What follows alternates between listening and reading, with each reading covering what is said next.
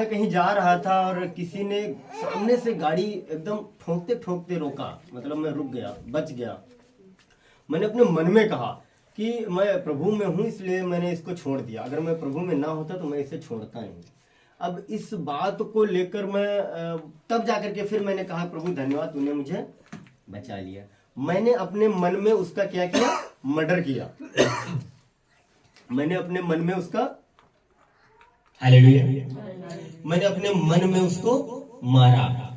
फिर उसके बाद में जैसे मैं घर आया और जब मेरे डेली प्रार्थना करने का जो समय था वो करीब आने लगा, और फिर मेरे मन में ये ख्याल उठने लगे कि अभी तूने पाप किया है और अभी तू कौन सा मुंह लेकर अपने परमेश्वर के पास जाएगा। मैं उस दिन मैंने प्रार्थना नहीं करी इसी बात को, ये बार बार मेरे मन में यही सब बातें आ रही थी कि तूने पाप किया है, तू इसी मुंह से तूने उसको आप शब्द कहे और इसी मुंह से तू परमेश्वर को धन्यवाद कैसे कर सकता है। ये सब फिर मैंने 2 दिन तक प्रार्थना नहीं की इस विषय में। मैंने माफी नहीं मांगी परमेश्वर से, मैंने कुछ नहीं कहा। मैं आता खाता पीता, प्रभु धन्यवाद तूने दिन दिखाया, बस इतना, तूने दिन दिखाया, धन्यवाद प्रभु जी, और तू महान है, दयालु। इतना करके मैं काम पे जाता और फिर आता, फिर सो जाता। एक दिन मैं ऐसे लेटा हुआ था तो मुझे थोड़ी सी आवाज सुनाई दी, कहता कि उठ, तुझे प्रार्थना करनी है। मैंने उससे कहा कि प्रभु मैंने पाप किया है। कहता तूने पाप किया है तो मैं तुझे माफ कर दूंगा, उठ। तो फिर मैं उस दिन उठा और मैंने प्रार्थना करी। मैंने कहा प्रभु मुझे माफ करिए, मैंने पाप किया है। और फिर उसने कहा, पवित्र आत्मा सिखाता ना हमको प्रार्थना करने के लिए, उसने कहा रो के प्रार्थना कर। मैं उस दिन बहुत रोया, यकीन में मैं उस दिन बहुत रोया और मैंने प्रार्थना करी। उस दिन मेरा शरीर जो है वो हल्का हुआ। फिर एक वचन है कि जब हम प्रभु यीशु को ग्रहण कर लेते हैं, तब जब हम ग्रहण करते हैं, अपना उद्धार करता यीशु को मान लेते हैं, तब शैतान क्या करता है, बहुत झटपटाता है, बहुत रोता है। उसको दुख पहुंचता है कि हमसे एक बंदा दूर हो गया, हम उसको अब नर्क ना ले जा पाएंगे। समझ में आ रहा है? वो बहुत उदास होता है। लेकिन जब वो हमारे पीछे, किसी ने कहा कि जब एक व्यक्ति मसीह को ग्रहण करता है, पूरा नर्क उसको वहीं ले जाने के लिए उसके पीछे पड़ जाता है। समझ में आ रहा है सभी को?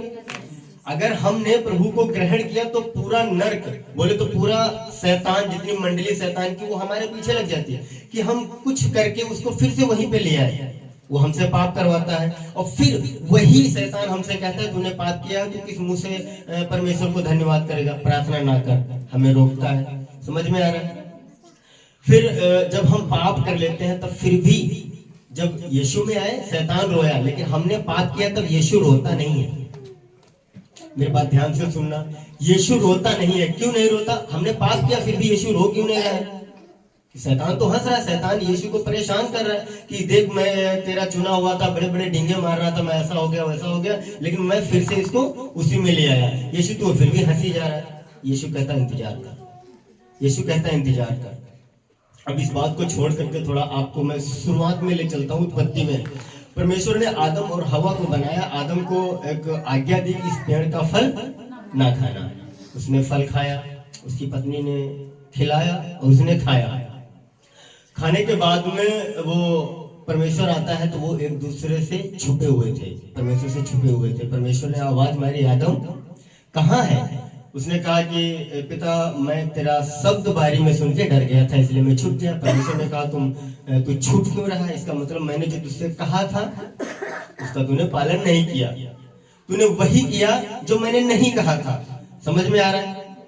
फिर वहां पर आदम एक बात कहता है जो आज हम सब यही कर रहे हैं। ये एक शिक्षा है, आप ऐसा इसके आगे जो बातें होंगी आप सीख करके आप अपने घर में कर सकते हैं। कहेंगे, उसने कहा कि प्रभु ये जो तूने मुझे पत्नी दी थी ना, इसने मुझे विवश किया फल खाने के लिए। समझ में आ रहा है?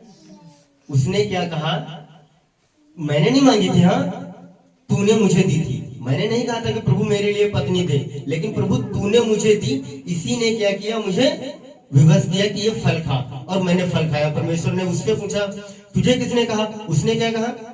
सर्फ ने कहा। समझ में आ रहा है? अब यहाँ क्या आप हम सबको यहाँ एक चीज सीखने को मिल रही है कि वो एक दूसरे पर दोष लगा रहे हैं। ये मैं समझता हूं कि अगर वहां आदम ये बात ना कहते, अगर ये बात कहता कि प्रभु हाँ मैंने पाप तो किया है, अगर तू चाहे तो मुझे माफ कर दे, यकीन मानो मेरा परमेश्वर इतना प्रेमी इतना दयालु है कि वो घंटों तक उसे उठाकर अपने बाहों में झूला झुलाता रहता है और वो शैतान पर हंसता, कहता तेरा कोई तीर मेरे बेटे पे नहीं चला, क्योंकि इसने जो किया वो अपनी करनी में ईमानदार रहा। हालेलुया। अब यहाँ पर आते हैं कि यीशु क्यों नहीं रोया। यीशु इसीलिए नहीं रोया, उसको इंतजार था कि इसने अभी पाप किया, लेकिन शाम आएगी और वो मेरे सामने बैठेगा, कहेगा कि प्रभु मुझे माफ कर, और मैं इसे फिर से माफ कर दूंगा और वही मसा इसमें दूंगा। लेकिन हम ऐसा नहीं करते। शैतान हमसे पाप करवाता है और फिर भी हम ऐसा नहीं करते हैं, और वही करवाएगा, वही हमसे ये भी कहता रहेगा कि ऐसा मत कर।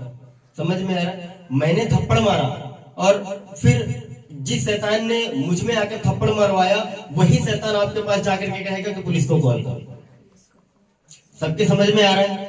हम आज पाप करके माफी नहीं मांगते, हम हाथों से पाप नहीं करते। मानता हूं बड़ी बड़ी चीजें हम जानते हैं कि ये कैंसर है, कैंसर के लिए प्रार्थना करेंगे, कैंसर ठीक होगा, लेकिन जो परमेश्वर कैंसर को ठीक कर सकता है वो परमेश्वर सर्दी जुकाम खांसी को भी तो ठीक कर सकता है कि नहीं, करेगा ना। लेकिन हम क्या करते हैं, हमने किसी को थप्पड़ मारा, किसी के मन में गलत कहा, लेकिन हम क्या करते हैं, हमने कभी इस बारे में बात ही नहीं, क्योंकि हमको छोटा सा तो है। प्रार्थना हमने जरूर करी, प्रार्थना हम डेली करते, लेकिन कभी ये नहीं कहा कि प्रभु इस बात के लिए मुझे माफ कर और मुझे सिखा कि मैं आगे कैसे चलता रहूं। सबके समझ में आ रहा है। ये बात एक कहना चाहते हैं कि जो पाप हम नहीं जानते उनके लिए भी परमेश्वर से माफी मांगे। और एक बात, ये हम चर्च में तो हमको लिमिटेड समय मिलता है, 2 घंटे 2.5 घंटे का, समझ में आ रहा है। लेकिन तब हम यहाँ पे प्रार्थना करते हैं, स्पीड में प्रार्थना कर लेते, चलता है। लेकिन घर पे किस प्रकार से आप प्रार्थना करते हैं? इस प्रकार से, ओ परमेश्वर तू अनुग्रहकारी दयालु है, मेरे लिए मारा गया, गाड़ा गया, जी उठा, तू महान है, तूने मुझे ऐसा किया, तूने मुझे ऐसा किया, तूने मुझे इस बीमारी से चंगा किया। आमीन। ऐसे करते सभी लोग कि ये प्रार्थना करनी सही है।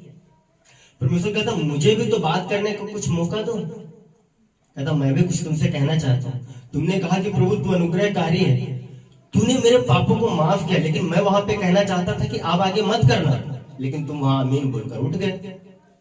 समझ में आ रहा है। तो प्रार्थना हमको घर पे, चर्च में हमको समय मिलता नहीं है जगह, तो हम स्पीड से करते हैं। परमेश्वर हम धन्यवाद करते हैं, आपने हम सबको यहाँ इकट्ठा किया इस प्रकार से, लेकिन घर पे किस प्रकार से प्रार्थना करनी चाहिए थी, एकदम स्लो।